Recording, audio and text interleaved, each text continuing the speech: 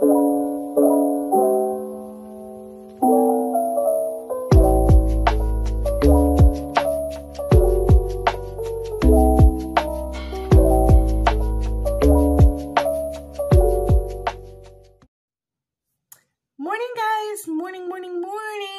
to you in my Christmas jammies. We're like 2 days from Christmas. I've got Mr. Claus here. And my first cup of coffee of the morning. My cup is from Among Oaks and Owls. Shout out to her. Absolutely love my bestie. I got it in like a blind ornament Christmas gift exchange thing that my family always does, and Cheyenne is part of my family, so she always attends, and that was my little gifty gift from her, and I absolutely love it. So, what are we here to talk about this morning? Well, anyone who knows me knows I've read a lot of Brandon Sanderson this year. It has been the year of Sanderson, in his own words, where he released 4 secret project novels, 3 of which were in the Cosmere, 1 of which was not in the Cosmere, and that book, Frugal Wizard, is the one that I have not read of the secret projects. But I didn't just read 3 secret projects this year. No. Nay. I read 16 Brandon Sanderson novels this year. All of the Stormlight Archive to this point, the novellas that are in that world, and the second era of Mistborn. Read a lot of Brandon Sanderson this year. I read era 1 of Mistborn at the end of last year. But I have decided I am going to do my Year of Sanderson, my 16 Sanderson novels, and I'm going to attempt to rank them. I say attempt because, let me sip my coffee here. I say attempt because there is really not a bad book among these 16 novels, okay? There are not my favorites. I think the lowest ranked book, which you guys, if you have watched my videos, know which one it's going to be. I think I gave like a 3.75 or something like that. So not quite a 4. There are a lot of 4s in here. There are a lot of 5s in here. And there are a lot of 5+ in here. I know my lowest book. I know my highest books. Some of the novellas in the middle honestly could go any which way. I'm going to talk about that as I rank them. But I think a lot of people start at the bottom of the list. I like to start with the highlight, right? I like to start at the top of the list. Now, these 3 books, not 4, 3, are pretty interchangeable for me. My top 3, depending on my mood, my day, whatever, could flux a little bit. But as of right now, my favorite Brandon Sanderson novel that I have read this year, it came out this year, is Tress of the Emerald Sea. I think it is brilliant. It is whimsical. It is fun characters. It has a great plot line, like beginning, middle, and end. I think it's beautiful. That gorgeous gold-crusted book right there, it's stunning. The artwork is lovely. I am a huge Tress of the Emerald Sea fan. I think it is it is currently my favorite book of all time. Nonetheless, my favorite of the Sanderson books that I read this year. Nonetheless, my favorite of any Sanderson book. It is one of my favorite books of all time. I think it is gorgeous. 2 and 3 definitely switch around a little bit more. But as of today, squeaking into the number 2 spot is Warbreaker, which for a very long time was my favorite Sanderson book until I read Tress of the Emerald Sea. Warbreaker also is a comfort read for me. I think the world is beautiful.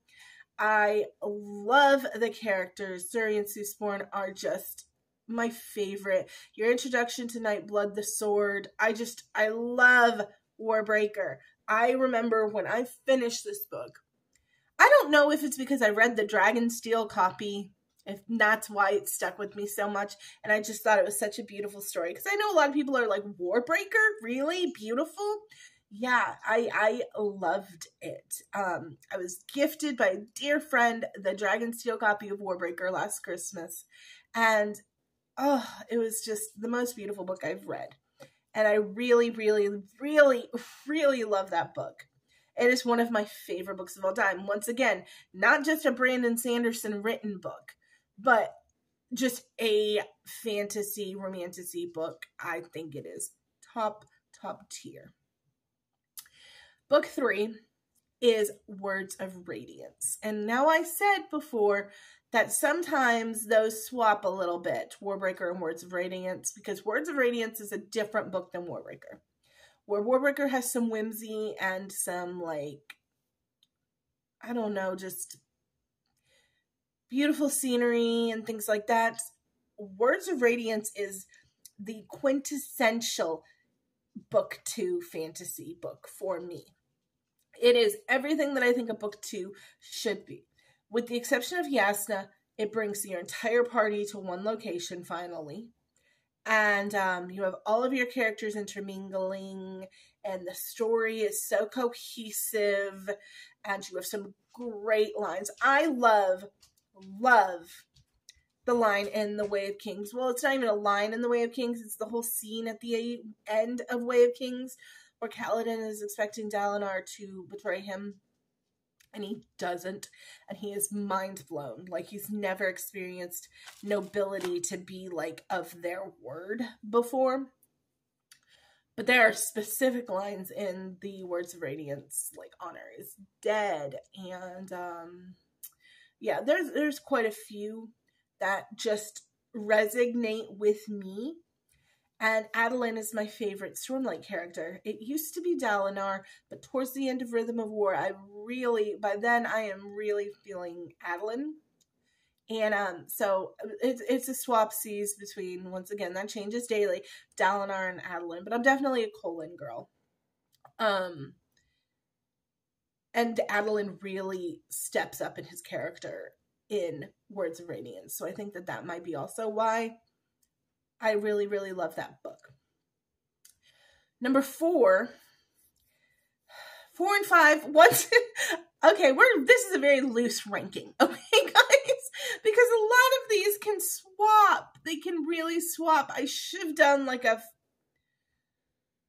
category so the Crochet Fairy and Caleb from Evolved Review did this, and they put them in like different S categories and things like that. And I probably should have did that because you could put things in more than one category.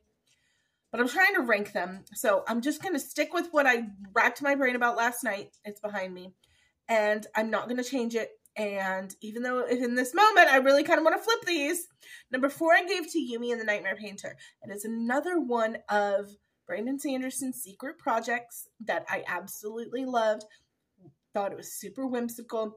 Very much has a Studio Ghibli vibe.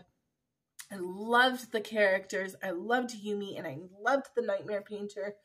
Yeah, I just really, really, really enjoyed that book. I did a live review with the Crochet Fairy, and we both really liked it. I think that Yumi and the Nightmare Painter might be Kay, the Crochet Fairy's favorite secret project or favorite Sanderson right now.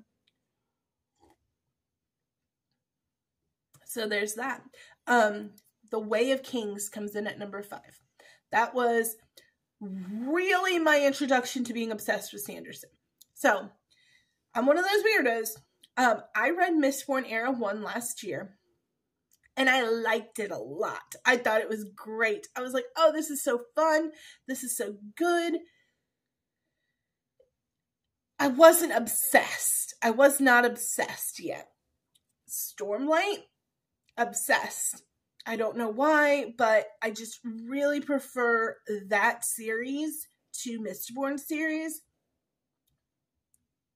And I can't explain why. And I know that there are a lot of people who are the exact opposite of that, who prefer the Mistborn stuff to the Stormlight stuff. But I'm not that person. But I'm not scared of a lengthy book. Like, I'm not scared of a thick boy.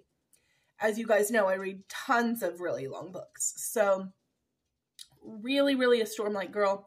And I can remember the feeling after I read Way of Kings. I read Way of Kings, immediately read Warbreaker, and then immediately read Words of Radiance. Like all three of those back to back, that was my 2 weeks. No, probably didn't even take me 2 weeks, probably a week. Because I flew through them. I thought they were amazing. I live texted my friend Caleb, who loves Stormlight as well.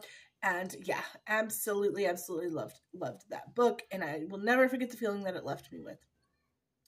Number 6 is Emperor's Soul, which is going to shock some people. But I did the dramatic Audible on it. It is like read by actors and actresses and different voices for the different people. And holy shit, it was good. I remember it's a novella, but I remember like flying through it and being like, crap, I want more of that. I want more in that world. My number 6 is definitely Emperor's Soul. I really, really liked it. Number 7 goes to Sunlit Man, which I just finished, which is why I'm doing this ranking. I loved the pacing of it. It was super fun. It was definitely for the Cosmere people. There were so many little throwbacks or riddles, not riddles, but like little references. References is the words I was going for. So yeah, definitely Sunlit Man. It comes in as a solid number 7. So many references to Cosmere stuff. I figured out who Nomad was pretty early just because I had recently done like a well, probably because I haven't read Rhythm of War that long ago, but I as soon as he started talking about being a scholar and someone had already told me that he was a member of Bridge 4, I knew who it was. I knew that it was Sigil or Sigzil or however you say his name. But yeah, I really, really enjoyed that. And then respectably at number 8 is Rhythm of War. It is not my least favorite Stormlight book, but I have an issue where Way of Kings and Words of Radiance are so high for me. They are so held up here that I feel like the other two fell just a smidgen short for me. My least favorite Sanderson book that I read this year is book number 3 of the Stormlight series. But book 4 definitely brought it back to the better vibes that I was looking for. Really liked the reunion between Kaladin and his parents. Rhythm of War was good. It was good. It was definitely, I think, a 4 for me. But it was not a 5+ like some of the others at the top were. Now 9, 10, and 11 are completely interchangeable. And that's the novellas Elantris, Edgedancer, Dawnshard. I liked them, and I really liked getting like more info on characters that we didn't have a lot of information on. I really like Lift, I think is her name. But they were, 5-star pluses for me.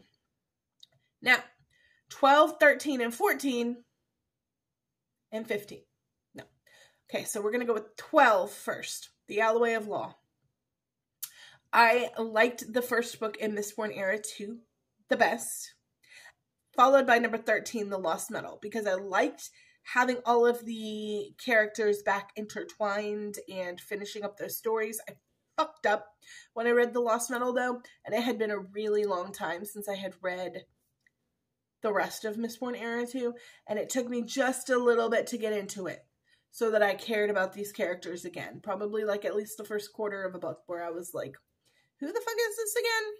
So I recommend at least skimming book 3 of Mistborn Era 2 before you read The Lost Metal, unlike me.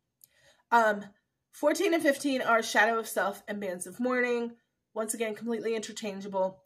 Book 2 and book 3, thought they were good. It wasn't like a terrible book 2 like Mistborn Era 1 had.